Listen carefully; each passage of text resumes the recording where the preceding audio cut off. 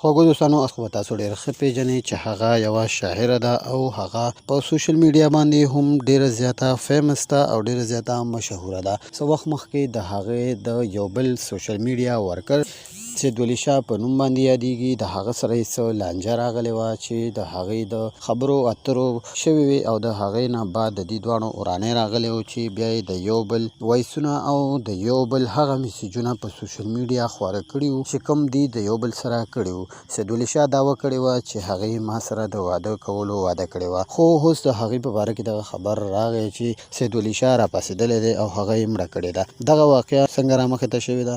آیا اوس سید ولی شاه د دې په باره کې څه ویلي دي؟ دا ټول معلومات در سره شریکوم. موږ سره دا ویډیو تر اخره پورې وګورئ چې د ټول هر څه نه خبر شئ او ټول معلومات تاسو ته هم ترلاسه شي.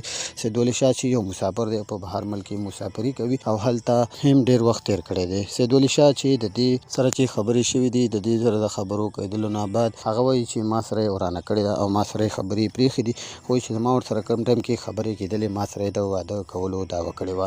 اوس زه غواړم چې د دې سره واده وکړم او دا ما سره واده نه کوي او دا په یو قانون هم زه نشم برداشت کولی چې دا د بل په ډولۍ کې لاړې شي، یعنې بل چاته واده شي. وایي ځکه چې ما سره یې واده کړې ده او ما سره یې خبرې هم کړي دي.